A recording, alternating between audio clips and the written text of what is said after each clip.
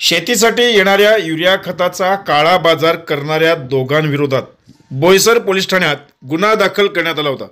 बोईसर पोलिसांनी मागील आठवड्यात तब्बल 240 पोती युरिया खताची वाहतूक करणारा आयशर टेम्पो ताब्यात घेतला होता। यानंतर बोईसर पोलिसांनी अजय कुमार मंगलानी आणि अश्विन संतोष राणे या दोघांविरोधात अत्यावश्यक वस्तू अधिनियम आणि खत नियंत्रण आदेश या कलमानुसार गुन्हा दाखल केला आहे।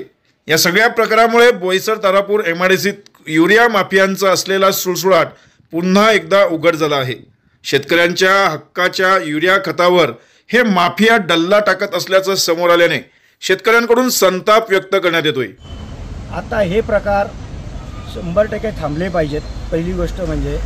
आणि हे जे 240 खताच्या गोणी पकडल्या आयशर टेम्पोमध्ये बोईसर पोलिसांनी, तर त्यांच्यावर आता गुन्हा दाखल झाला आहे। एका आठवड्यापूर्वी तो ट्रक पकडला गेला, त्याच्यामध्ये 2 आरोपींची नावं आहेत। तर ते आरोपी पकडून त्यांच्यावर कडक कारवाई व्हावी असं पोलीस प्रशासनाला आम्ही निवेदन करतो।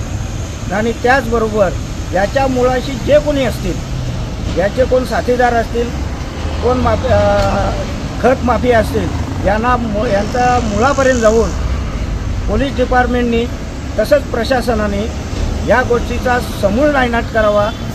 कारण असे माफिया तयार झाल्यामुळं शेतकऱ्यांची आता जी वेळेवर त्यांना खताचा पुरवठा होत नाही, खताच्या दुकानामध्ये गेले असता सांगतात आम्हाला अजून खत मिळालं नाही। या असे जर का 2 नंबर होत असतील तर शेतकऱ्यांनी त्यांची शेती कशी कसावी? त्यांना तुटवडा झाला। आज मार्केटमध्ये भाजीपाला या सीझनमध्ये भरपूर भाजीपाल्याची गरज असते, तर ते भाजीपाल्यासाठी जर का असं जर का 2 नंबर झाला तर लोकांनी तुटवडा झाल्यावर कसं काय भाजीपाला उत्पादन करावं?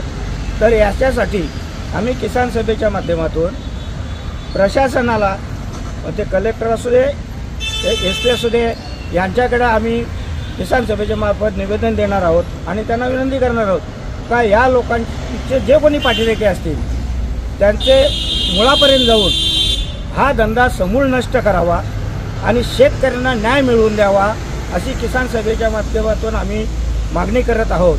तसेच आता जे पोलीस डिपार्टमेंटने एवढे धाडसाने ही जे 240 गोणीचं आयशर पकडलं, ते त्या डिपार्टमेंटच्या त्या जे कारवाई करणारे जे प्रशासनाचे पोलीस डिपार्टमेंटचे जे अधिकारी असतील त्यांना आम्ही किसान सभेच्या वतीनं आणि शेतकऱ्यांच्या वतीनं त्यांना आम्ही धन्यवाद देत आहोत। कारण त्यांच्यामुळे ही चोरी उघडकीस आली आणि थोडाफार त्याला आळा बसावा आणि बसेल अशी अपेक्षा करतो आणि या पोलीस प्रशासनाचे आम्ही धन्यवाद देतो।